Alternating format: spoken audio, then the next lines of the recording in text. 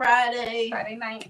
I've been nonstop. I ain't even look. We about to turn up a little bit. Yeah, we turning up.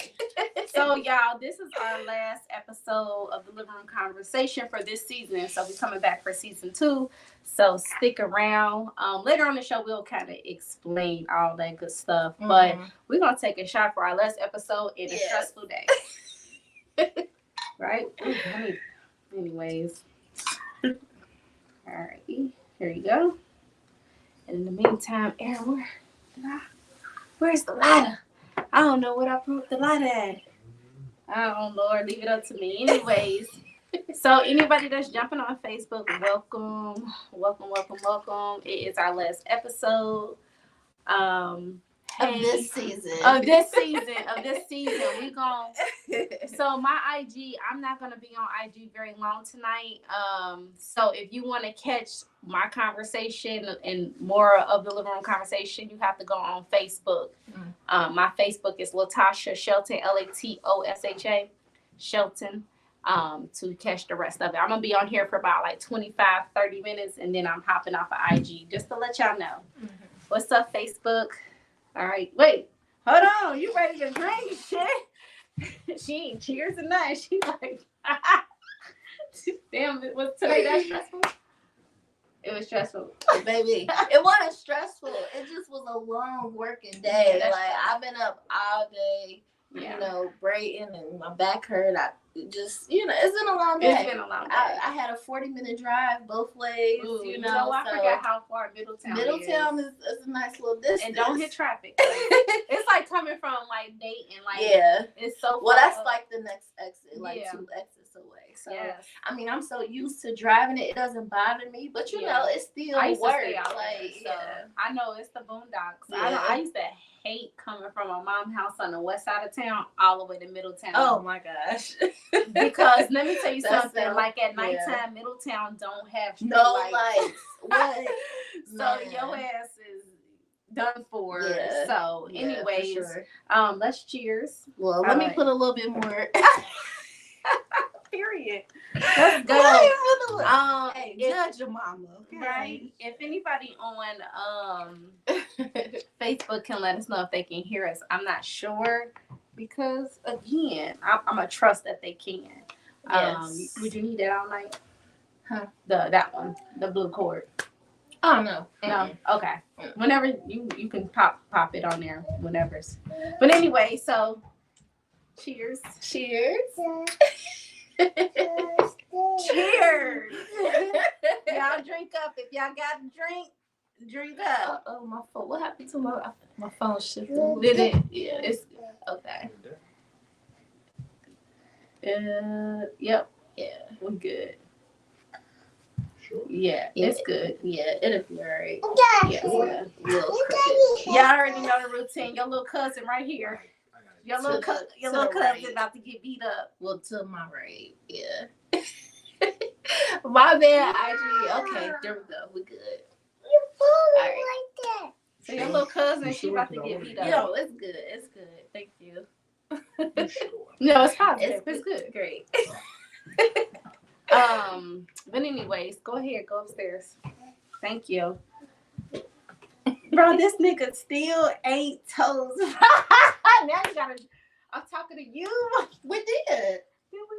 Yes. Oh, I thought. Well, because we're supposed to do it at the same time. People like okay. Well, now let me fun fact. Okay. I do not take shots. Okay. I'm the type of person that will get a shot and sip it. Yeah. That's just my bad. Like, you know, I don't. Yeah.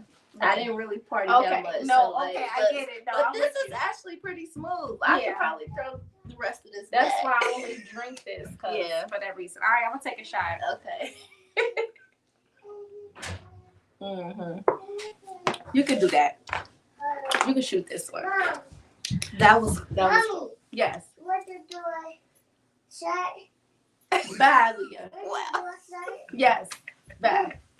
Hey, kids, go do it every time. All right, sorry, y'all. Listen, y'all can tell this wacky Friday. This wacky Friday, y'all. We ain't taking today serious, so it's all good. All right, so today's episode, we honoring Black women Mhm. this month because it's Women History Month. I was about to say Black Women History Month again. Yeah. And so this last Friday, Mhm. we are going to honor Maya Angelou. You know, we had to represent Maya Angelou. Period. We couldn't like let her slide under the radar, Right. because Maya Angelou is definitely a dope person. Mhm. She put a stamp Yeah. when it comes to poetry. She definitely did. She put her foot down. Yeah. And so we wanted to talk a little bit about her.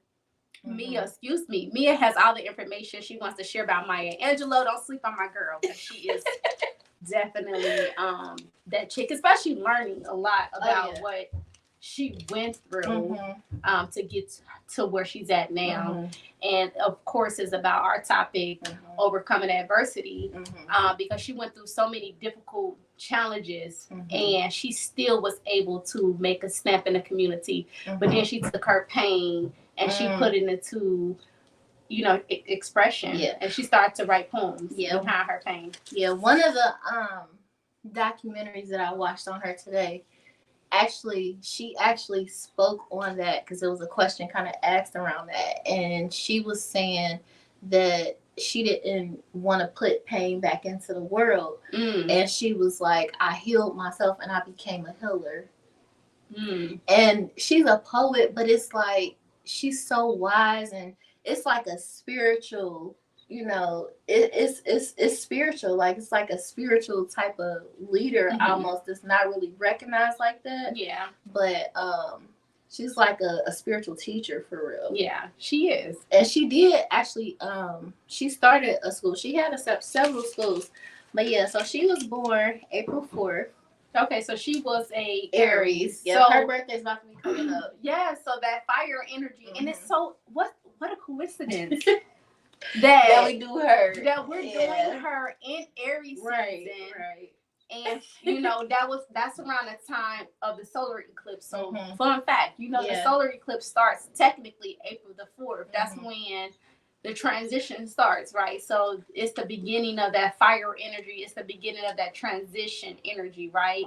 And going into April 8th. And so she's born on the first day of that transition. And we're talking about how she transitioned not only in the spiritual realm, but she transitioned from being, hurt and all that pain to transition into becoming a healer and using that as an art form. Alchemy. Pretty much alchemy. So we didn't make this up. Like, this is alignment right now. So yeah, and I'm glad it's almost like saving the best for. I just feel like she was one of those people when I was growing up that, I mean, the writing had to always be in me, and it might not have been activated, but like she was one of those people who I knew by name. Yeah. As far as like when it comes to poetry and stuff. And I was so mad. Sorry, I'm gonna stop somebody on here real quick. I was so mad and disrespected because I had quoted a saying from Maya Angelou. But we'll talk about that later, because I want to talk about that quote. But anyways, he was like, who is Maya Angelou? And I was like, hold on, that just instantly turned me off. Right. Because it's like, if you don't know who Maya Angelou is, then baby, we can't even talk, because this woman, like, you're so out of touch with life, because I feel like she touched everybody around the world. So anyways, I wanted to just throw that out there. So like, I mean, she was so impactful, because I'm about to skip a little bit, but she was so impactful that at Bill Clinton inauguration, like, they were talking about, having a poem, and he was like, Maya Angelou, like, if anybody gonna do a poem, it's gonna be her, So, and it was funny, Oprah Winfrey, she told Oprah Winfrey that she didn't know, like, what she was going to wear. Yeah. And she was like, let me handle it. And the documentary was, like, talking about how she went to Chanel and bought her a coat from Chanel so that she could wear. But Maya was so humble. Like, she didn't care about any of those things. But interestingly enough, I didn't know she was so tall. Like, she was, 6 feet tall. Yes, and I did not know.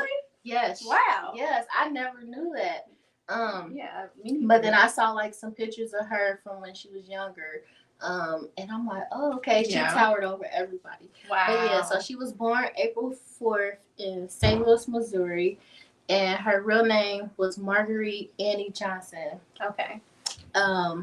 And that's even funny because like Annie is my grandmother who passed away.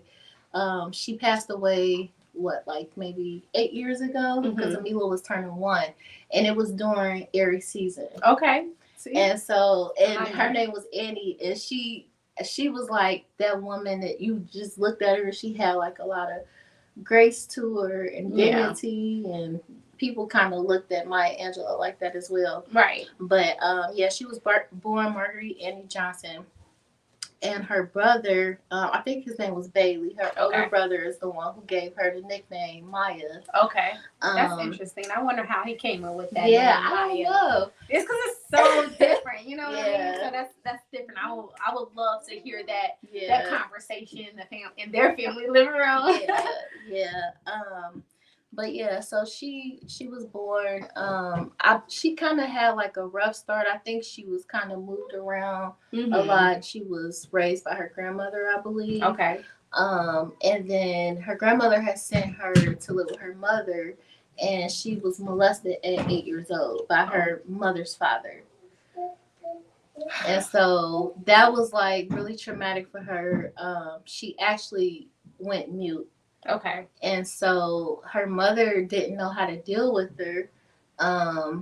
And, I'm sure she probably, her story is like whatever. So she sent her to live with her father's mother. So she, once again, was bounced around somewhere else. And she just said it made her feel like unwanted. But she didn't speak for 5 years. And I forget what exactly happened to make her speak again. I want to say it was poetry. Okay. But she started writing. But she became a mother when she was 16 years old. And then she moved to San Francisco and became the first female streetcar driver. No way. Yes. The first, in the history of the United States. Wow, no way. Listen, the story. I didn't even know that about her. She became the first. Crazy. And she was she was 16 or 18. So she was so young doing it too. And she was so tall, and she really stood out. She just really stood out. But she was just saying how she would just try stuff. Yeah. She really didn't limit herself. And that's that kind of like that fire energy anyway. It's like that creative potential. Yeah. And it's limitless. It is. That Aries is like they have that fire to keep going, and they are like revolutionaries. Yeah. They love to... They don't stand down for anything, but they always want to be the first to do something. It's that Aries. You know what I mean? That fire. And it's like my daughter is an Aries. It's hard to keep her still. She wants to do so many things. And the thing about my Aries moon, so I get that. but stay still. Want to do 15 things at one time. The thing about Miss Angela is she is famous for her writing, but that came so much later in her life.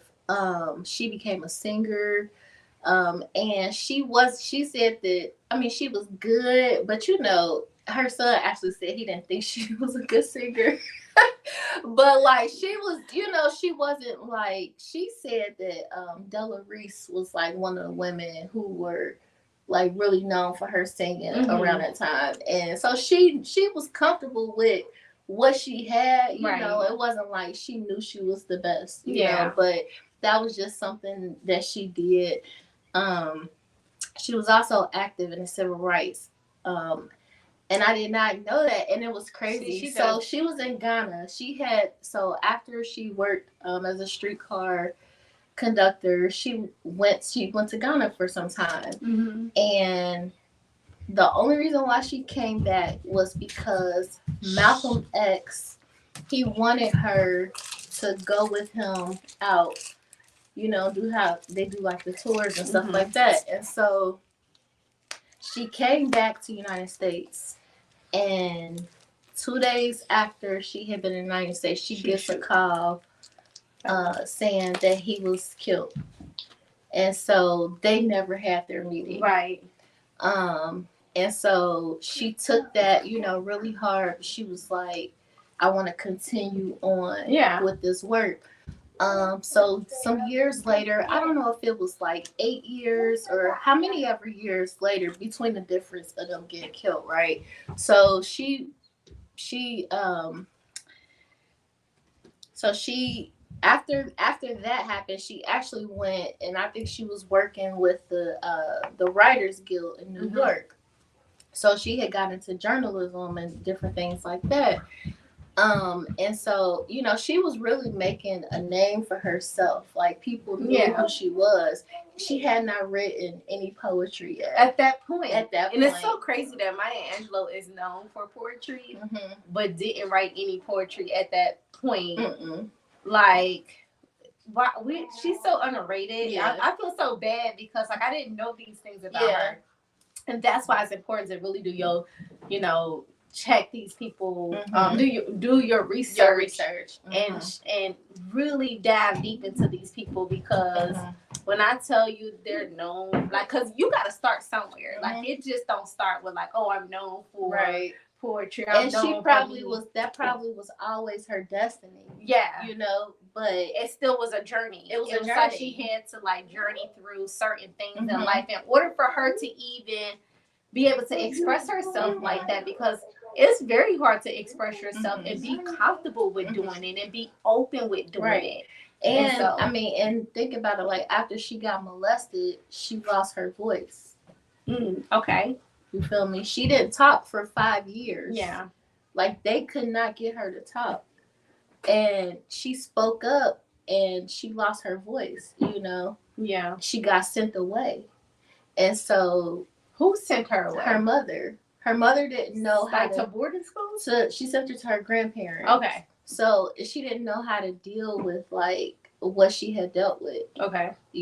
And so she sent her away, and so that kind of like made her think like using my voice is a bad thing. Okay. I can see that. Yeah, but it's just ironic that she's known, even if you listen to her, like, she has a very distinguished voice. Yeah. And so it's kind of ironic that that's what she was known for. Yeah. And I relate to that myself, like being an artist, being a writer. Like, I relate to using your voice and things coming into your life to kind of suppress that voice and diminish it. And just kind of finding that way back to that again. So I think that's amazing, because, like, I tell people, like, don't get so frustrated about not being where you need to be, but to respect and enjoy the journey, and that pain sometimes can be necessary for us to be able to get to a place of healing, or becoming a healer, or a place of being a revolutionary, wanting to change things around you and stuff like that. And so, we go through things and we say, God, why me? Why am I going through these hard, tough situations? But then we don't sit back and think, like, sometimes he uses you to become what you need to be, so that you can change the world, or for you to have a voice. So these things sometimes become necessary. Yeah. Hold that thought. Let me get this little yellow cousin together. Look, no, listen. All right, I'm changing the subject. So listen, my baby daddy was watching a podcast, and he was like, "You were getting up, motherfucker." And he was like, Aaron, like, he literally watched every episode, and he was like, count how many times I got 1, 2, 3. He was like, there you go again, getting the fuck out, because I gotta get with this little baby of mine. I got a 3-year-old, y'all. So your little cousin about to get her little. I'll be back. All right, hold on. Well, I can finish talking to you. Talk about Maya Angelou. Yeah. So anyway, so then there was a period of time where she got a call from someone on Martin Luther King's team, and he wanted her to work with him. And so she said, give me like a month and I'll do it, right? And so she got a call on her birthday, because her birthday was coming up, she wanted to take time for her birthday. She got a call on her birthday, and her friend said, "Have you listened to the radio? Have you watched the television?" And she said, "No." And she said, "Okay, well, don't do that. I'm on my way over." And so she comes over and she said, "Martin just got killed." And it really shocked her, like, because it was her birthday. So I was telling them, right, she got a call on her birthday, actually. So Martin Luther King had wanted to work with her, and she told him, like, give me a month. You know, she wanted to take some time off. She said, give me a month. She got a call on her birthday from her friend, and her friend came over. You know, she said, you must, you know, she obviously didn't know what was going on. So her friend rushed over to tell her that Martin Luther King had just got killed. And he got killed on her birthday. No, he got killed on her birthday, April 4th. They were supposed to be going to New York. And he got killed on her birthday. And she said that she didn't even celebrate her birthday for years after that. But I know, like, it had to be super like traumatizing, because she was like, I don't know what. First off, Malcolm X get killed. You supposed to work with him. She came all the way back to the United States. She was in Ghana for a while. She came all the way back to the United States just to work with him. And then and then he's dead 2 days after her being in the United States. And then years later, she's supposed to work with Martin Luther King, and he gets killed on her birthday. That that is insane. That, you know what? That is insane. I feel like, so Martin Luther King got killed on her birthday. Malcolm X got killed. And it's like, dang, I'm dealing with all these different things. But she still was. I think that's what kind of led her more into activism. I think so too. I really think so. I would never forget. Maya Angelou did not play. Like, she reminded me of like an auntie that you know how you can come to your auntie and tell your auntie everything, you know, outside of your mother. And she was like an auntie in the community, right? But this girl came on the you know, she used to do a lot of like panels, and she used to do a lot of performances, and they had an open Q&A, and this girl was like, what did she say? Maya. She called her Maya. It was a clip going around on TikTok and like Facebook. She was like, Maya, so what would you have done? And she stopped her like, ma'am. She was like, I earned a lot of respect. I think I seen that before. And then she said, my name is Miss Maya. Yeah, I see that. Miss Angela. Miss Angela. That's what she said. Call me Miss Angela. And she ran her down like nobody's business. But I respect Maya Angelou because she showed young women how to be respectful. She showed them how to approach the world. She showed them how to have a voice, how to be nurturing, how to take their pain and use it to their advantage. And she was an activist for that. And so every time a woman got on stage and asked her a question and addressed her, she corrected them right then and there in front of everybody. And some will say, well, why would you do that, Maya? Why would you embarrass this young lady like that? But Maya say, if you don't address it right then and there, it will never be addressed. If you don't tell them in front of their face, this is the time and the moment. What happens in our community? That's how people learn. But here's the thing. In our community, we sweep a lot of things under the rug because we want to protect people's feelings and we want to protect people. But it's that you will never learn protecting somebody. I feel like it do more damage by not protecting or protecting them too much and not really telling them the truth. So, and in return, you're literally like betraying yourself. I believe so too. You know, so but that's a lot of information for her. I really respect Maya for that. But so you know, her first book, I Know Why the Caged Birds Sing, was actually a autobiography.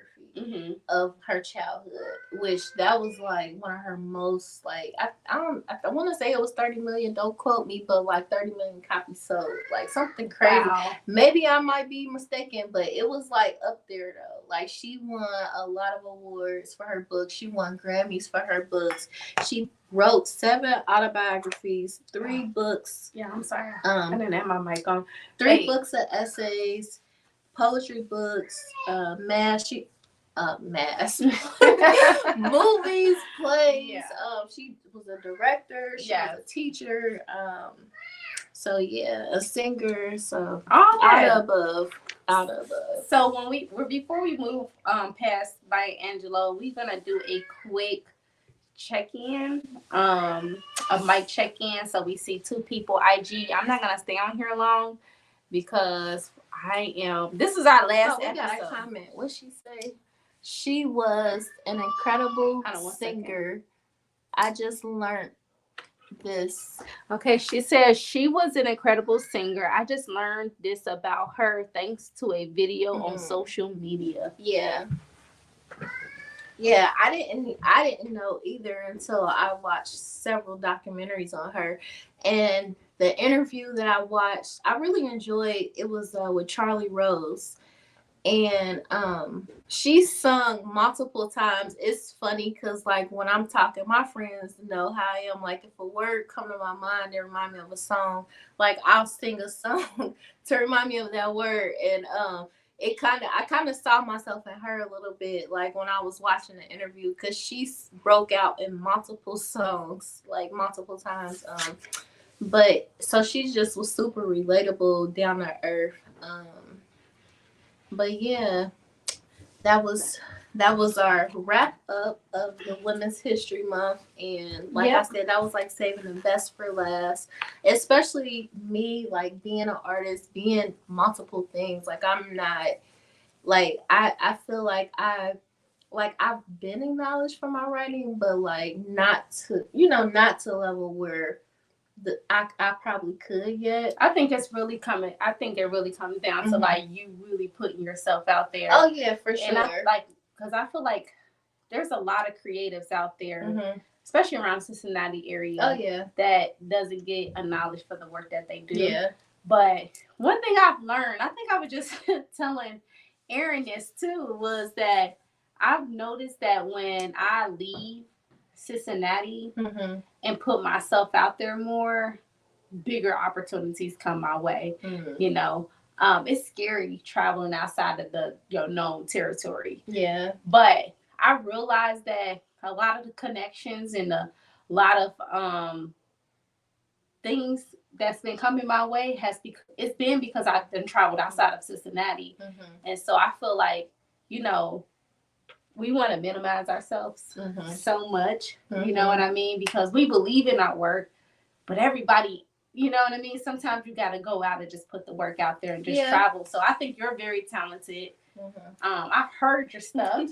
Like I've seen your this stuff. Actually one of my paintings, and I did this in like, I want to say like 2019 or 20 something like that.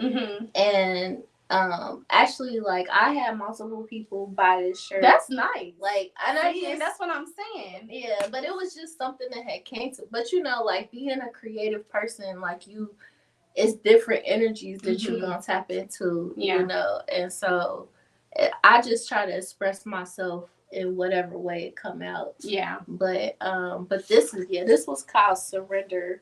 That's really nice. I like that. And she had her hands stretched out, like.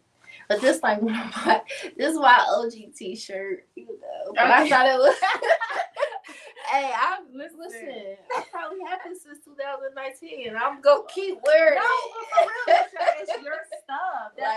It's comfortable, you know, it got a few little cracks in it, but it gives it character. But that's what it's about, is your stuff. You created that, you know. So and I think that's what it's all about, like, you know, like you said, fighting. Our topic is overcoming adversity, you know, difficult times. And sometimes shirts like that remind you that, like, dang, you know, I let it go. Yeah. I went through these battles. I went through all these different things that I can like, this is no longer me. This was a turning point in my life. Like this, the energy behind this shirt was like, it was a turning point in my life, because like I hadn't discovered Queens Village. It was a lot of things I hadn't did yet, but I had been planting those seeds. And like I had just been in the house just cultivating myself, and just tapping into my inner child, tapping into my feminine energy, like just trying to heal, just trying to create it, just live, like.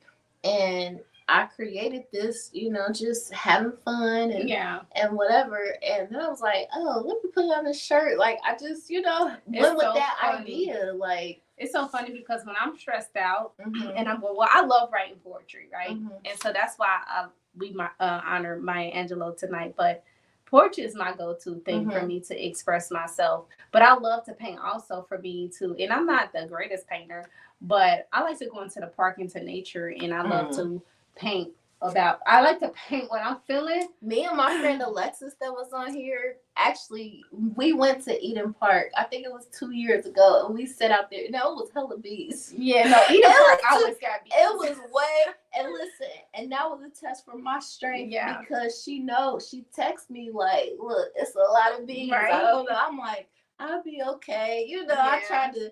And like I literally had to like stay within my body and like not get freaked out. No, but bees, fun fact. Yeah. Because one thing I do appreciate about bees is they're the most high vibrating. No, for real. Like insect there is out there. Yeah. But bees go off of your energy, right? Bees only attack people. No one thing. The blackjacks. No, they're yellow wasps. They look like bees. Yeah, they're the yellow wasps. I was minding my business last year and I got stung by one. But I keep telling people that they got black. bees. No, they're not bees. They're blackjacks. So they come from a total different insect family. But we're talking about the queen bees and the regular old bees. Bees won't attack you. No. Because if they feel that love frequency coming off of you, bees definitely will just buzz around you. Yeah. Like, only time bees really attack is if you attack them, or if they feel that heavy, even if they feel heavy energy, bees are not going to be around you regardless, because bees is the most high vibrating insect there is on planet Earth. Yeah. That's why if bees fucking die, that's how you know the planet is going to end. Because bees they're just like top of the food chain. But anyways, because whatever. But going back to poetry, like, so I used to express myself through poetry a lot as a kid. And I told you in a couple episodes that I used to like write poems, and then people used to come and take my poems and make raps out of them. Yeah. But when I didn't have a voice, I used to just, because it was times that I didn't have a voice. I was the only girl, and being the only girl, guys don't understand girls. And then, your mom, and you come off as you're so overly emotional, right? So, and I'm a water sign, I'm a Pisces, so I automatically am an emotional individual. And so for me not to be a burden to other people, I used to just write. Yeah. But then it got to the point where it was like, I felt abandoned. It's like, okay, it's just me and this piece of paper. That's it. Like, I didn't feel the life in that. You know what I mean? It didn't feel right because this paper can't talk back to me. The words is there. Yeah. But I didn't feel that expression back. And so one day I was tired of writing. And so I made a poem called Abandoned. And I said it, whatever, in the last episode, but I'm going to say it again. It says, trapped in this world with a confused mind, misunderstood that couldn't be defined. And I really felt that in my heart because it was like, I went through challenges. It took for me to go through, like really learning myself as a young lady. I didn't really have that, I wouldn't say motherly figure. I just never had that real guidance for the world. So I'm out guiding myself, right? And so it was just very challenging. So I was going into toxic relationships. I was going through jobs I didn't want to be at. I was going through that. But then I didn't realize that was part of my journey. I am so appreciative that I didn't have these things because I wouldn't have this resilience. Like I wouldn't have this go-getter mindset. Like I'm always on the go, but I feel like that the reason why I'm always on the go is because I didn't, you know what I mean? It was just like, I did not have nobody that was trying to guide me. So it was like, all right, I'm going to guide myself. I'm going to go here. I'm going to go there. I'm going to travel by myself because I've always been a loner. So it's okay to travel by myself because that's something I was always used to. You know what I mean? Being by myself in the room with this pen and paper, you know, writing.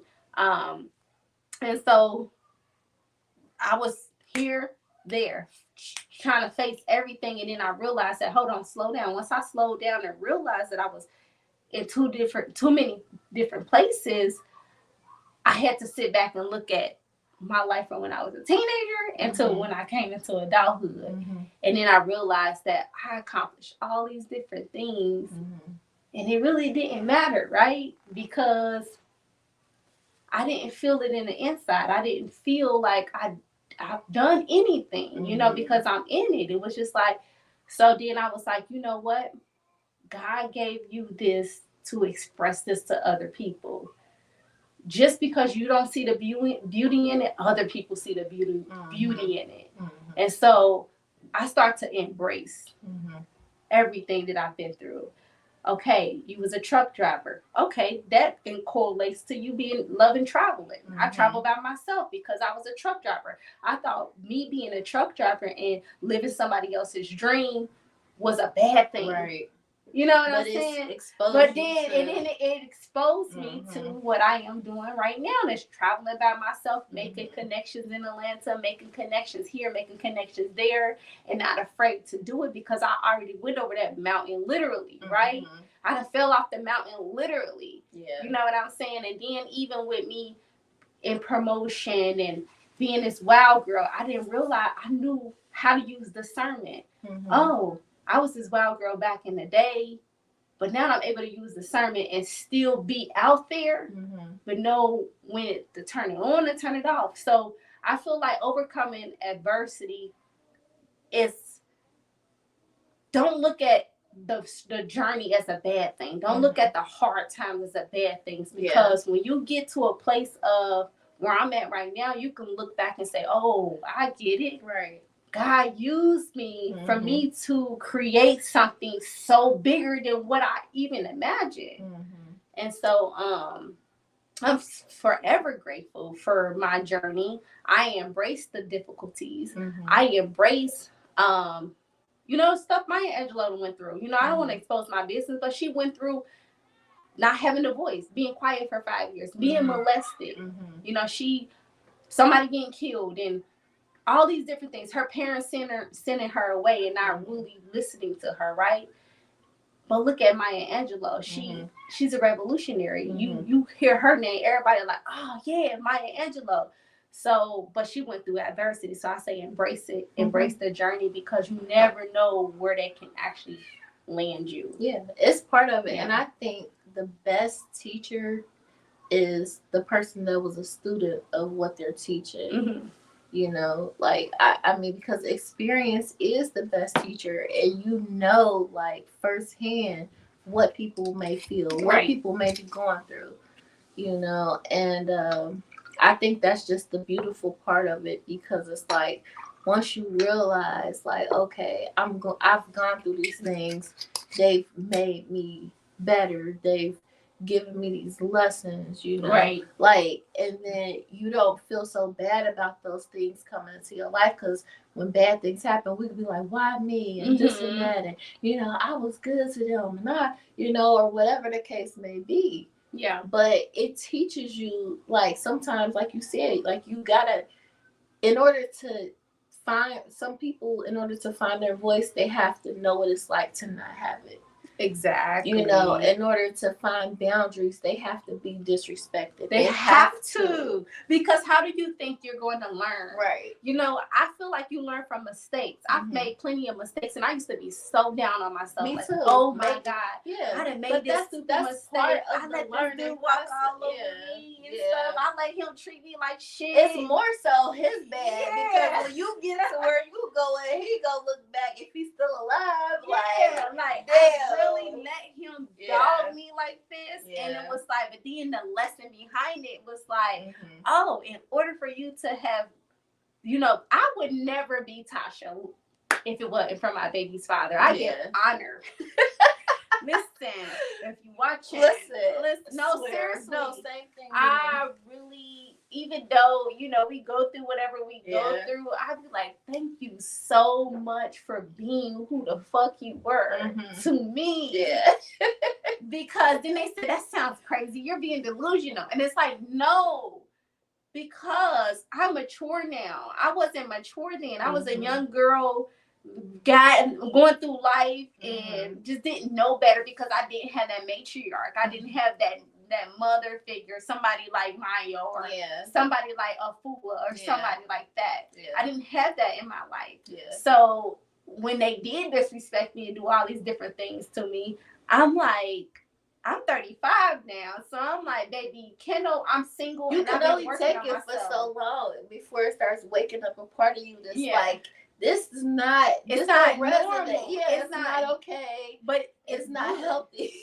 You know, that. But like, I think that's the difference between the women, you know, who are revolutionary, because I feel like sometimes people can come into our lives with the like intention on knocking us down. It just reminded me something about and this probably going off topic too.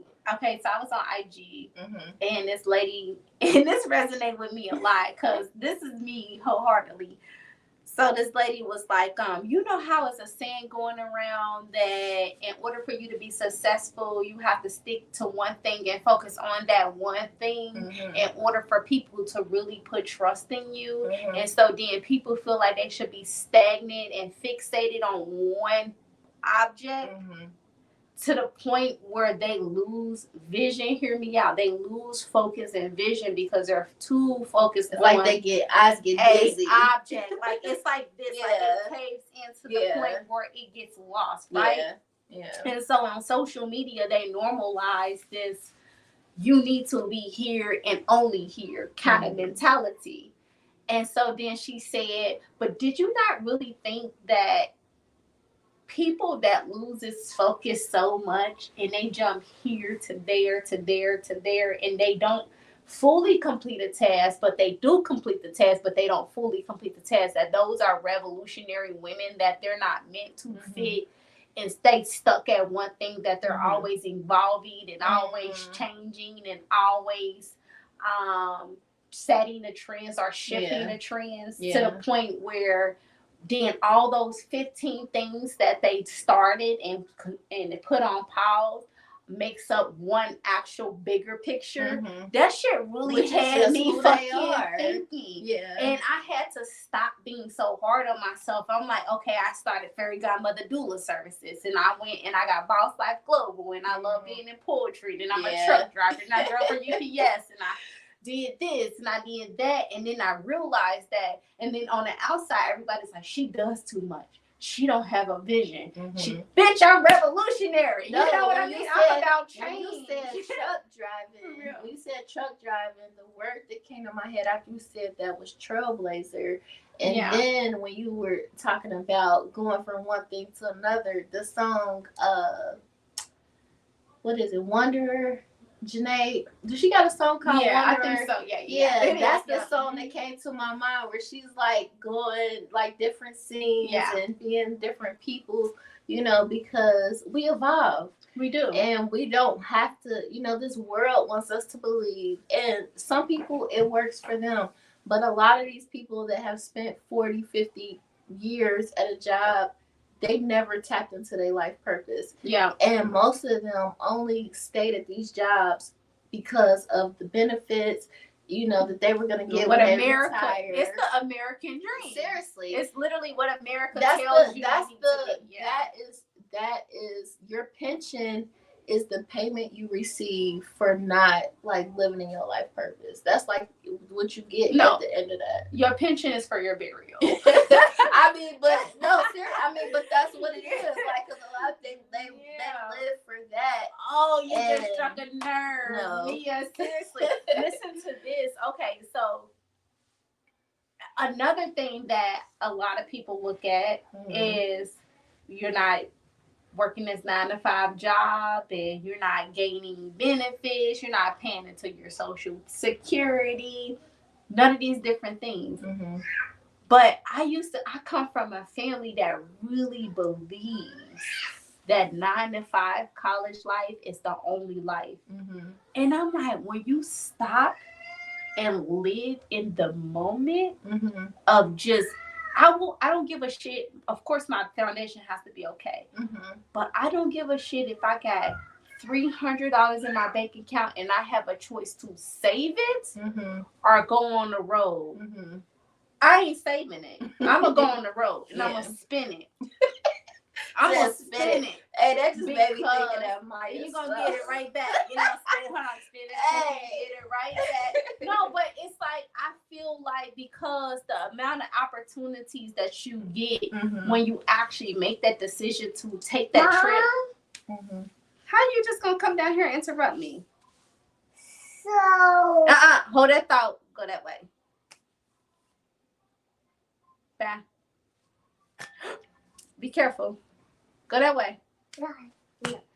Go. She's so tired. She haven't had a nap. All day. Anyways, go. Go.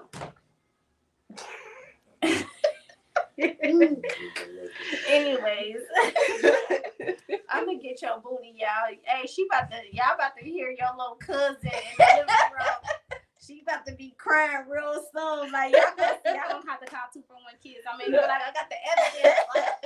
No, but what I was saying was, but the amount of opportunities, like even with me making this trip down to Atlanta, Georgia, right? Mm-hmm. That trip, Georgia. See this bitch, let me off in this picture. This little girl, Hey. y'all don't got to know kids. I mean, I didn't mean it. No, I she didn't was mean just to playing. say it. No, Because you know it is some haters out there. No, but I didn't really mean to say that. No. But anyways, right, but so when I went down to Atlanta, Georgia, I took that trip like, all right, you said you couldn't go because you had your little appointment and I had other things going on. And I'm like, you know what? I solo trip before. It's okay, right? But when I tell you that it was an investment, it was a big investment to go down there. But I feel like that investment literally costed so much, but I gained so much from that of just like, you know what? I'm going to take my savings, all of my savings. And I'm going to go down to Atlanta. And that landed me, people want me to be on a podcast. It landed me on being on somebody's podcast that down there got 500,000 subscribers on their channel. So people coming to my channel.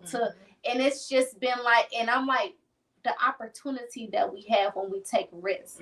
And so I'm just like, no risk, no reward. No, exactly. It's not. I mean, if you don't take the risk, I'm telling you. So, but I appreciate that journey because I feel like I would not have been who I was if I was stuck in that box of like, you know, just stuck in the box in general. So I don't know. I just feel like change is necessary. It's the only thing. Me and my friend, we were talking earlier this week. He had lost his father 2 years ago unexpectedly. And we were talking, and it's like as I've gotten older and I've like become wiser, because just because we getting older, we not getting wiser. That's why I had to say that. Because I thought about it, but I'm like, people get older every day. No, for real. But like, as I've gotten wiser, as I've understood the meaning of life, and that none of us make it out of here alive. No matter who we are, no matter what we do, how much money we have, none of us are making it out of here alive. We're not. Change is one of the only things that I can count on. You know, I was one of those people that used to hate change, like, because I grew up and there was so many changes around me, and I just wanted to feel comfortable. I wanted to feel stable and just be secure. And so it was like that led me to staying places longer than I should be. That led me holding on to people longer than what I should, because I'm like, well, what else am I gonna have? Or Mm-hmm. I've known them for this amount of time, or whatever. Just feeling like if I let this go, there's gonna be a space in my life, right? And I looked at it as a negative thing until I start growing and I got comfortable with certain people not being in my life. I start realizing like that they're not really adding that much. In fact, they're probably taking away more than what they're getting because they know you more than anybody else, and they know you're afraid of change, and they know that you're. And if a person know you scared to, if a person know you got abandonment issues, they might do everything under the sun to see is she gonna walk away, or is her issues gonna keep me in her life, you know? And so I got okay with letting people go, letting things go, letting ideas go. And I forgot what I was gonna say. No, going back, change. But so change is like, it's one of those things where like when I was at my lowest, I prayed for change. And a lot of times we get comfortable and we're scared of change.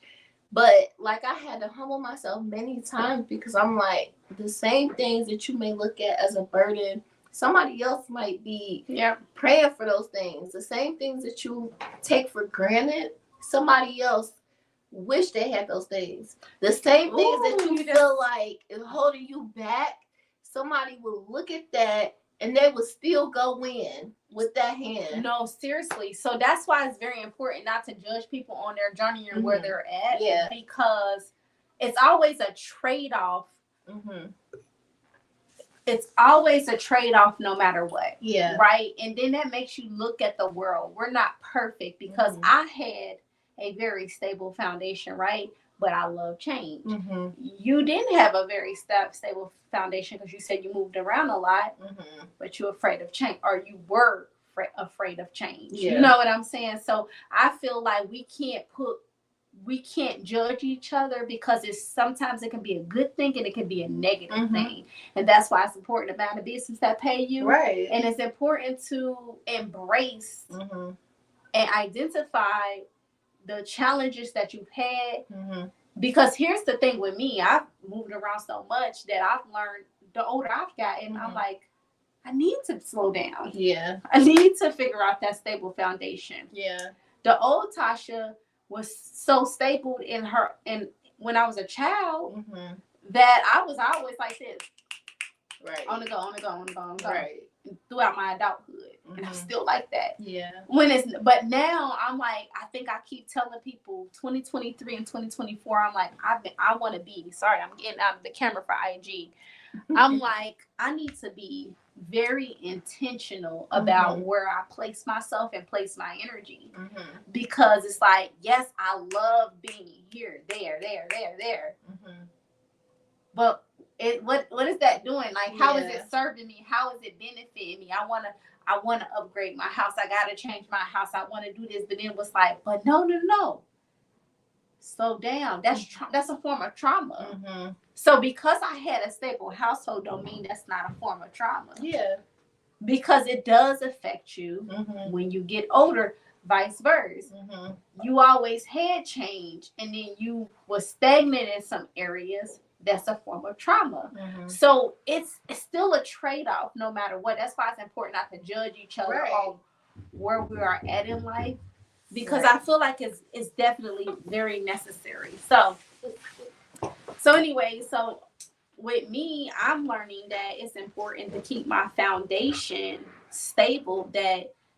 I'm very intentional where I show up in the world. So I'm like, if such and such is doing a party, that don't mean Tasha gotta be there. Tasha always want to be somewhere. I always want to be seen. Like, I'm gonna lie to you. I always want to be seen, not because I'm seeking attention. Let me make that disclaimer. I'm not seeking attention. I just love to smack. I love to be around good energy. I love to be around a crowd of people. I love to spread my good energy. That's just that. Like, but then I'm like, you know what? If it's not benefiting me, I don't need to be at that place. But 5 years ago, leave it to me. I needed to be everywhere, but it wasn't serving me no good. So, just, I guess what I'm trying to say is don't everybody got a journey and it's okay. It don't matter how it looks. Just recognize the flaw in it and figure out how to address it better. I guess that's what I'm trying to say. So yeah. So it's our last episode. Yeah. Today was kind of crazy of because season 1. Let's Of keep season clarifying 1. that for anybody that's new that's coming in of season 1. of season So 1. this is week 9. So right? this is week 9. Yeah, week 9 in season 1. Yes. And so we're gonna take a little hiatus just to refocus and Yes. do some things, some branding things. Yes. And But here's the thing: we really want you guys to tell us like what you want to see the living room conversation be like, and just give us some, I wouldn't say ideas, but give us some topics or whatever you want to give us. Like, I don't know, but we're doing branding. We got some good stuff coming up. We will announce it later on. We're doing some transitioning. We're going to take it up a notch. This was actually our first podcast. Our first season, we stuck it out for 9 episodes, and I'm proud of us. I am too. I'm super proud of us because we did cheers. We got to Yes. Oh Lord. Cheers to being able to be consistent because again, me and Mia literally was in a coffee shop. Yeah, and we started this like 3 days later. And we was in a coffee shop. We really didn't have a real plan for the living room conversation. Yeah, we just knew that it felt good. Black coffee. Yeah, black coffee. Black coffee, because I feel like that's important. Yeah. Like blackout. Hey, Blackout. hey, blackout. Oh, no. Listen, I'm white and white. My whole outfit is in alignment. Yeah. Like, no, but for real, like I think that's important because I think, as creatives, as Black creatives, as Black women, like we gotta have a safe place, and I just love what they're doing. Like I've been to a couple of the Black Women Cultivate and Change panels that they've on had. Saturdays. Yes. And I just love that they're creating a space where Black women can come, and feel safe and talk about the things that matter to us. Yes. Talk about the things that matter to our community, and I just think it's dope vibes. You always run into somebody and it just feel like home. Like it feel like a a cousin's house or something like that. It does. And so when you feel good, you feel that cousin energy, that homie energy, and then you know that you can be like, you guys can communicate with each other like homegirls or like cousins, sisters, aunties. Yeah. The energy felt right when we even came up with the idea. It was like living room conversation. We rolled with this, and we was like doing it this Friday, and we didn't know how we was gonna approach it. Right. We didn't know how it was gonna look. Yeah. We just knew we wanted to have tough conversations that people didn't want to have conversations about in their living room, or we have these conversations in the living room, but it never gets spoken on the outside. Your mom always say, it's a saying in our Black community. Keep my business out of the streets, or what goes on in my house stays in my house. Yeah. And it's always these and we in the house. We in the living room. So we're staying in the house. No, seriously, we're literally in my house, living room. And that's why you got my kids. But we wanted to be authentic as possible. We didn't want it to be this whole glamorized thing, because we're tired of that. Like, we're trying to get away from this whole like gimmicky, like very staged kind of persona. Yeah. And so we wanted to bring authenticity to you guys and be pure. And so it's like, what you see is what you get. This is who we are. And we have these conversations, so let's normalize these things. So we are going to take a break so we can do branding, but we also want to see where it's gonna go. We want to take living room conversation to the next level, but we still gonna say pure and true to ourselves, but we're gonna take it up a notch, right? So we'll kind of give you guys some insight later on when we kind of whatever. But tonight, before we close out the show, we did want to do some poems for you guys. Yes. To close out the show. About that. Because we're honoring Maya Angelou, and we thought it was very necessary to, because we are both artists, right? Mm-hmm. I've been doing poetry. If you guys know me, I sung with Celine Dion when I was 12 years old. I didn't know that. Oh, you didn't know No. that? Oh, dang. I don't tell nobody.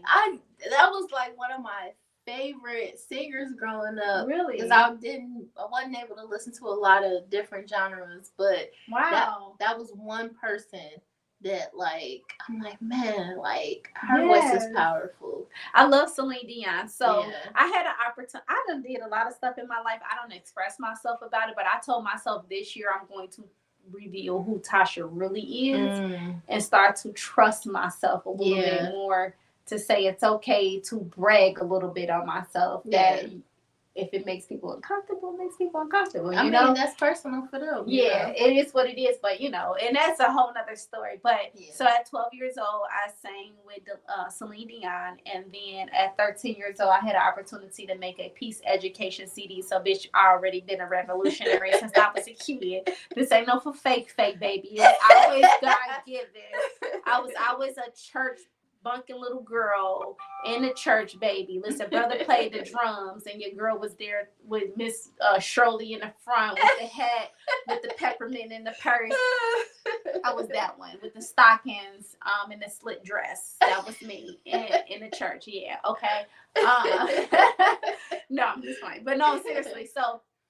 I had opportunity with other young ladies to make a peace education CD. A couple from London came over to the States, and they chose some, young women, and I made the CD. And actually, you can still order it off of Amazon. It's still in bookstores. It's called "Come Join the Circle," and basically, it was teaching children how to be patient, how to overcome, just basically world peace. It's just like how to show up in a world with your, like, in your heart space. Okay. So, and so I did that for so many different years. And then from that, I start to write poems. And then I start to sing. And so then once I start to sing, I start to want to get into radio and podcasting and all those different things. So it's always been in me. Yeah. And so I feel like me doing this poem is showing another version of myself. Because everybody see Tasha in this light of Boss Life Global or Boss Life this. And that's just a part of me. Yeah. But I feel like there's more to me in the artist of myself that you guys never get to see. I want to come out a little bit tonight. I'm going to come out a little bit. It says 9 is West African number of completion. Absolutely. Wow, that's why we said that. So why we said, okay. We literally had that talk. Yeah, we had this talk earlier today, but I felt like we needed to stop at 9 episode for completion, because I am into African spirituality and I do understand numerology.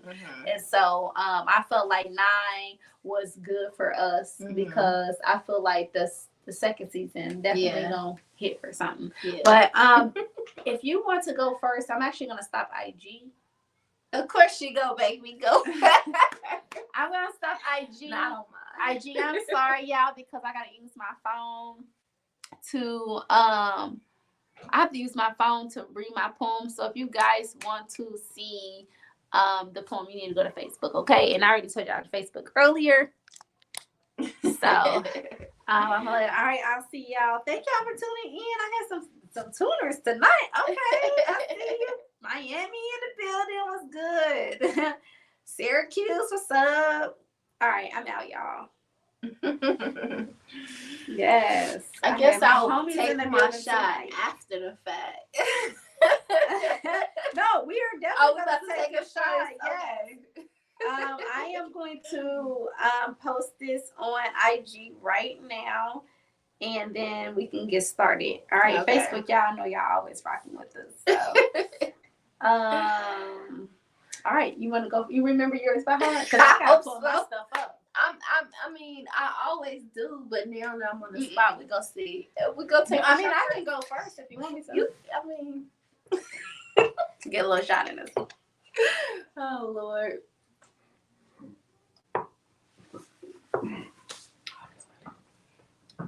Okay. Let's see. He over there laughing at us.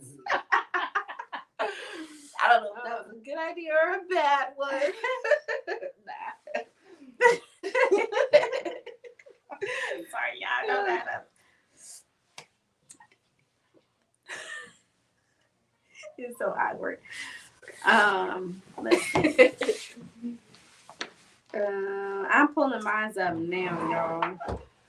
So, all right. So, anyways, I'm gonna say mine first, right? You want me to say mine first? Go ahead. You got it. Okay. Let's see. I need my glasses, but it's okay. Glasses around? No. Okay. So my poem was stemmed from like not, I wouldn't say sexuality, but like not really having a voice, right? Some things that I was indoctrinated with. Okay. And so it kind of equipped me to be this young lady going through the world. Mm-hmm. So that is kind of where, this poem came from. Okay. So it's called Finding Love in a Hopeless Place. Mm-hmm. And excuse me, y'all, disclaimer. I got my allergies is so bad, and I have a lot of it in my mouth from me having allergies and not feeling well. So if I if I have to take breaks, breathe fast, swallow spit, like give me some grace here, y'all. All right. Disclaimer. Okay. So it says, as a young Black girl growing up, I was afraid to talk about my sexuality. As a young teen, my mother made me feel like sex was a sin and that being too feminine isn't ladylike. As a young Black girl, I was told to never let a man see my pocketbook, whatever that means. I think she meant pussy. I never had that birds and bees conversation, but anyways, being sheltered is what created the woman that I am today. Quiet in the sheets, but a freak in the sheets. Hold on, wait. Quiet in the streets, but a freak in the sheets. Period.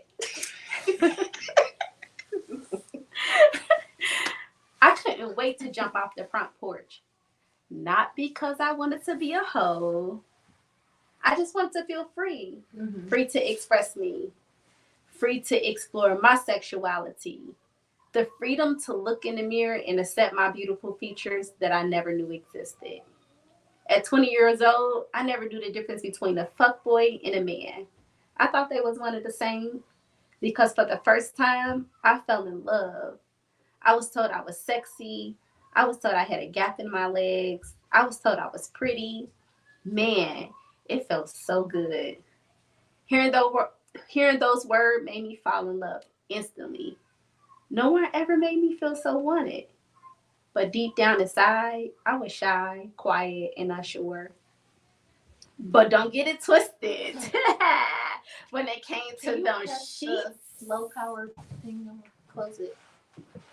Listen, when it came to those sheets. Hey, hold on, wait. Hold on, when it came to those sheets, I felt like Nola Darling. She gotta have it. She had that shit on lock. I felt like Anastasia from 50 Shades of Grey. I was with all the freaky shit, whips, licks, and all the tricks. I took a man to the moon and shit, as if he was taking a shroom trip. That one type freaky shit. When I'm out here ringing this, I'm good at it though, because I finally found me, something I didn't know existed, until one day I ran into a guy that took it away. He loved me, but he beat me. He beat my confidence. He beat my self-esteem. All because I finally want to be me, and that was being free. Mm-hmm. 20 years old, I was walking around not knowing my worth, jumping man to man, trying to feel confident again. At 30 years old, I found the courage to look inward and not outward. A couple of years of shadow work, lots of tears and forgiveness. I started to regain my peace, and I learned how to love me. Mm-hmm. I'm standing here 35 years old, free again. World of story, love you and all of you. Mm. Look, I can't Come on. really snap Period. this No, finger, but seriously. we gonna snap it. So that poem was something that I felt like really explained a lot of my life, because it came from like my mother not telling me that, really talking about that. Being feminine, that sexuality, and of course it comes from her not knowing, and her mother. So I don't fault my mom. My mom watched this podcast. I free the black. Yeah. Hear me out, because I know you won't hear. I ain't faulting you for what you ain't never teach me, because you taught me a lot. Yeah. But I do understand that it is very absent. It's not normalized when you don't have another mother figure talking and telling you. So you don't know how to pass it down to your daughter, or it might be like a very touchy subject. Yeah. So when they say, don't let a man look at your pocketbook, what the fuck is pocketbook? Because honestly, a lot of women were shamed for their sexuality. And one thing, as like I've reparent myself, and then talking to my daughters, us having sexual feelings and wanting to express ourselves through sensuality, and that's normal. Like, it's not something that's against our nature. Like, we're sexual beings. We're creative beings. We're here to procreate, so it's like, it's not a bad thing. You just have to use your other senses along with that. And that is the truth. And that's really what it is. And here's the thing with that too, is like, because we are taught, certain things, and then you over sexualize yourself. Oh yeah. And then once you over or the people around you do it. Oh yeah, I don't know what your experience was, but like, and I've seen people do this with my children, and I have to be like, hold on, because when I was younger, people would be like, make comments towards my body. Yeah. And that's what I was saying. And they're bringing it to your recognition. Exactly. You don't even know. And then when I start looking at them things, and I'm like, okay, like Maya Angelou was talking about how when she was like maybe 16 or however she was she just had bumps. Like, she literally said that, like, bumps with nothing there, like, and like, I mean, by the time I was 14, I was like a 36C, so like, looking around, my peers didn't have the body I had. Yeah. And I had ass too, like, I had it both ways. So it just, and then when you got people in your family like looking at constantly like, oh, pull your shirt down. They're over sexualizing. They're over sexualizing you instead of like having. They're trying to protect you, but they don't know how to do it. Exactly. But then it's like, it comes down to like having these conversations, like, you are a voluptuous. Not people gonna be attracted to that, but and you're gonna have some creeps too. Instead of right. But here's the thing: there's not conversations in our community about these different things, and so like with my poem, I didn't have conversations around certain things, and so when I went and started exploring different guys, I was overly sexual, and then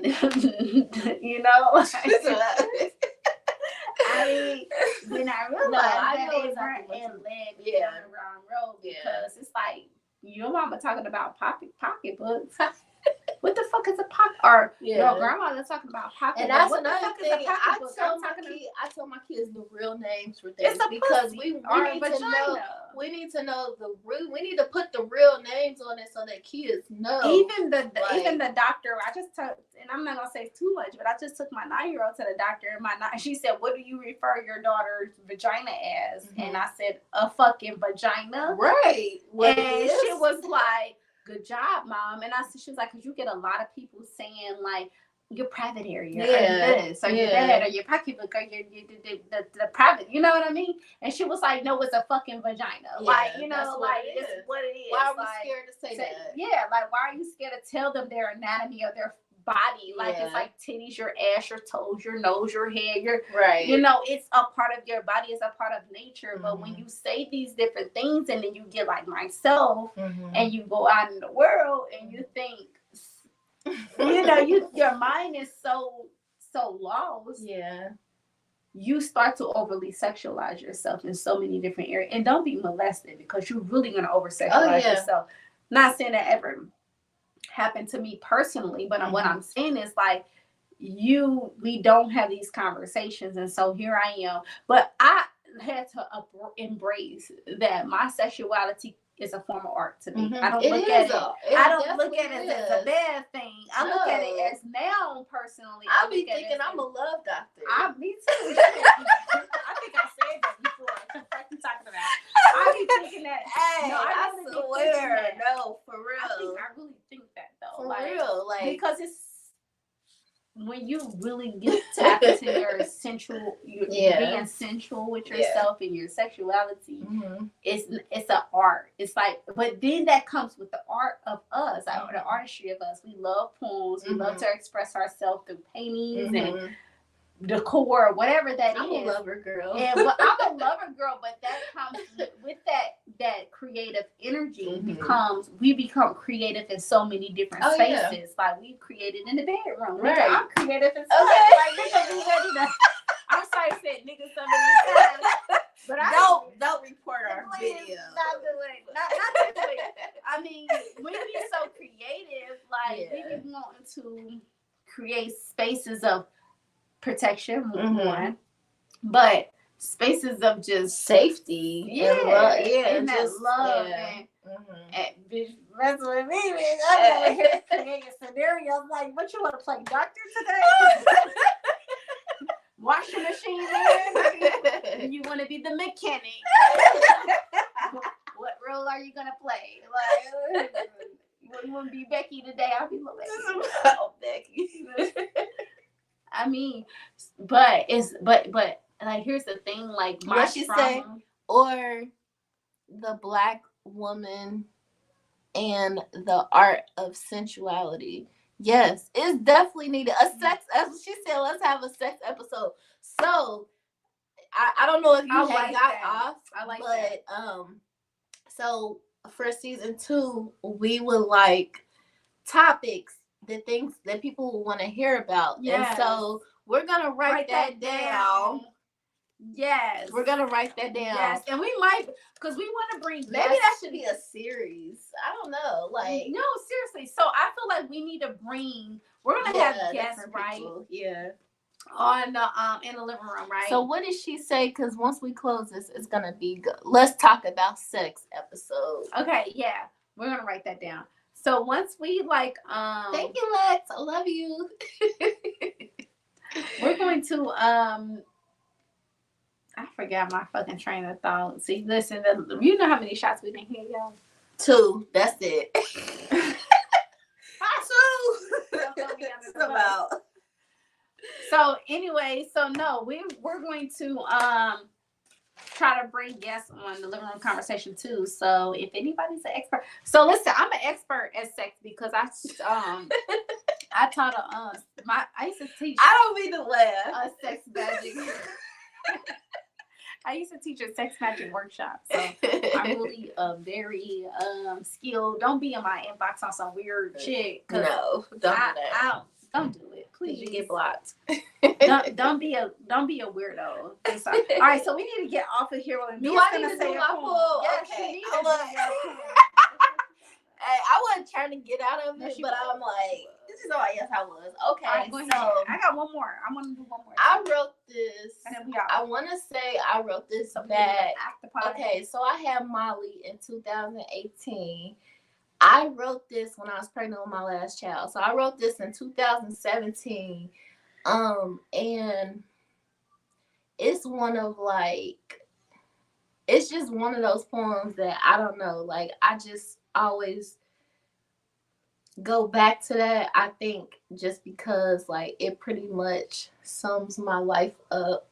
But fun fact, it wasn't until I was pregnant with my 6th child and was going through a lot of different things where I started tapping back into my love for writing. And then I started painting. And so this was like one of the poems that I wrote when I was pregnant with her. I performed it, and then by the end of my pregnancy, I was co-hosting the spoken word. And so it just came about, like, he didn't even know I was pregnant until I just showed up one day with a big stomach. But it was fun. Because I didn't start showing until I was like 7 months with her. But yeah, so, you know, I definitely, it's her being an Aquarius, I definitely feel like she helped me, like, tap back into my voice, into my love for just, you know, excuse me, the writing and the expression. So hopefully, you know, we do this. Hey, you ready? I done had 2 shots. Okay, sure. Let me think. Okay. Ooh, can you hit that real quick for me? Yeah. Okay. I didn't graduate from Harvard. I'm from the school of the hard knocks. Flipping my dreams to make them work for me, and I ain't never even touched a block. Or better yet, a brick. Just trying to stack the ones thrown at me that never even hit. I guess you could call me a banana the way I made a split, ducking and dodging these negative vibes just so I can keep my light lit. They try to take me under, like my name was Steve Earle and the Crocodile Hunter. But the croc is prehistoric, so everything I've been through, I'm still standing for it. Or maybe it's because of it, because that shit didn't break me. It just built my faith up inside, so I guess it kind of made me. But like the steam escaping from a pot, you can't hold me, so there ain't no use in trying, healing all my pain inside, because sometimes I just felt like dying. But I just want to live and do so more abundantly, take care of my fam, and paint the world more beautifully. See, this writing, it was a gift that I was sent from up above, so it makes me shine bright so I can spread peace and love. Hey! A whole motherfucking word. I felt like you was rapping.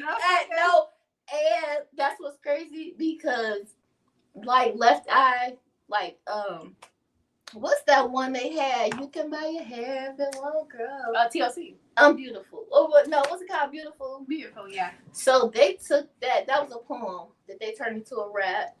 Yeah. But Maya Angelou's, I Know Why the Caged Bird Sing, they turned that into a movie. Yeah. Poetry is like, it's like the, I think it's like the starting point to it is everything. It is. Rap, you took it out my, because I couldn't think of the word, but like it literally, like, it's the starting point. It literally is the starting point to everything. That's why I'm like, if you can be a poet, you can be everything. Because I wouldn't say that's how I learned how to rap, like writing poetry. I'm like, oh, let me listen to instrumentals, and it's just flowing with the beat. Like, I didn't never know that my poetry could become rap. So when I had poetry laying around, the rappers are like, girl, this is a whole song, like a song. And it's like, make this song, you know? Yeah. So that was a bar, though. I loved it. It was amazing. Yeah, that's Kyle here for it. And, you know, I'm here for it. I'm here for it. I ain't going nowhere. Okay. I'm here so for it. So it is what it is. But yeah. So before I close out this poem, before we close out the show, I want to. Well, we about to have open mic night. No, but we need to. We don't discuss this off camera. We don't discuss this off camera because that's something we need open mic night coming soon. Oh, living room conversations, open mic night. Yes. Okay, like pop up open mic night. All right. So anyway, I wanted to close out this show because I feel like our Black men don't get the recognition that they need. Shout out to my husband wherever he at. Me too. I love you, baby. Listen, I like this. I'm swagging in the circuit. I'm swagging in the circuit. Hey. Like, I'm on exotic, hypnotic. Hey. No, for real. Like, because, baby, we've been invested. But because we are single. I know, right? You heard that before, bitch. I like all the clips and shit. That one's like freaky shit. Oh my gosh. All right, so let me stop. But because we are single women, that don't mean that we're bitter. No. Just because we have been through so many fucked up shit with men, that don't mean we're bitter. And so I feel like a lot of men feel like we're bitter women because we got high standards. Like, fuck, we ain't gonna go into that conversation. They're bitter and they're They projecting. get We just go on my there. nerves. Like, because you got high standard, you sound like a bitter bitch. No, I just know what I want. Yeah. I think it's a big difference. But but I still get honored to black men because I see them, right? Whether they are, I see the flawed ones and I see the ones that's out here really trying to be better, right? And so I felt like this poem was necessary. Okay. So it's called A Black Man Swag, if my little baby don't interrupt me. It says, show up, young black man, because the world needs you. Show up, black man, because we are all against. Hold on, wait. Let me stop because this is new. I just wrote this. Okay. It says, show up, young black man, because the world needs you. Show up, black man, because we aren't all here to use you. Show up because we see the fire and desire for you to win. We know you can show up when a real woman is giving you life. The world. Aaron, can you plug my phone up, please? I know it's about to go dead. I'm about to start over. Sorry, y'all. I'm gonna say that one more time. Okay. I just didn't want it to cut off. You know. Oh yeah, because it was on like 10%. Yeah. Can you spice shift it over here? And we about to do the after party, y'all. So on Facebook, y'all, please bear with us. Shift over a little bit more. Wow. Like that. Turn it to your left. Yeah. And down. Hold on, I got it. I'm gonna do it. There we go. Okay. Gotta get the. We're gonna do it over again. Sorry, because this is a fairly new poem. I just wrote this recently. And so when you write it, you ain't like checking for errors. Okay, I'm gonna do it again. Show up, young black man, because the world needs you. Show up, black man, because we aren't all here to use you. Show up because we see the fire and desire for you to win the game in life. We know you can show up when a real woman is giving you life. The world is against you, and we know your livelihood is at stake, but we are here to support you, whatever it takes. You are the king, the kingdom you create, for it's your drive and willingness to succeed that always takes the cake. Conquer the world because you are God's child, because nothing can defeat you, king, as long as I'm by your side. So I wanted to say that because it's like black women don't. It's always that black woman against the black man and the black woman against the black man. It's like, no, you're not in alignment with the one that you truly need. And Maya Angelou she even spoke on that. And that's how you know that the things that's going on in our generation is nothing new. This is recycled energy. And she was saying how we were created for the balance. Yeah. You know, and that's so true. Like, if a person is in competition with you, then they're imbalanced. Yeah. Period. Yeah. You cannot win with a person who's in competition with you. Yeah. Period. You can't. Period. I like there's no way around it. And you know, and I think competition is insecurity. It is. And it's almost like, you know, it's so many levels to it, but I feel like when a person is in competition with their spouse, they feel like that person can do better. Yeah, that's just the bottom line. So, do the person feel like?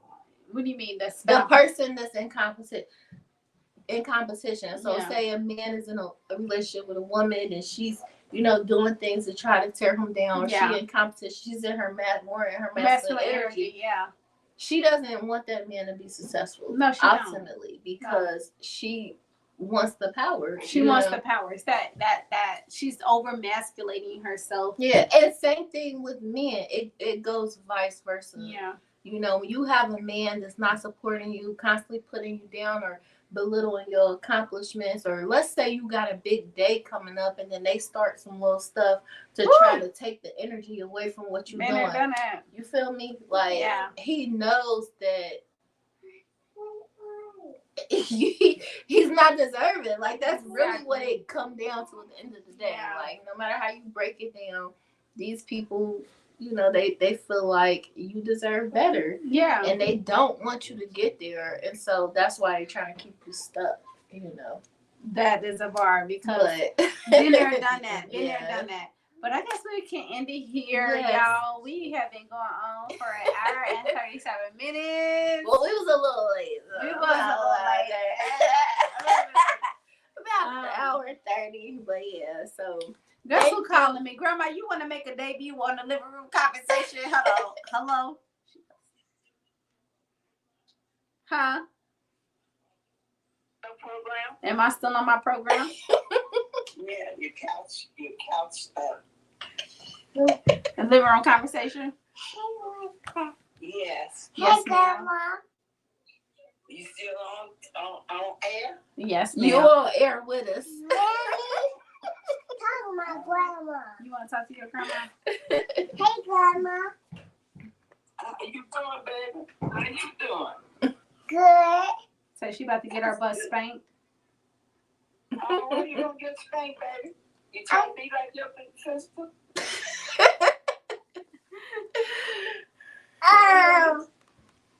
Tell me why you don't get your tail spanked. I don't like to. You don't what? I don't like to. You don't like to get your tail whooping? Uh-uh.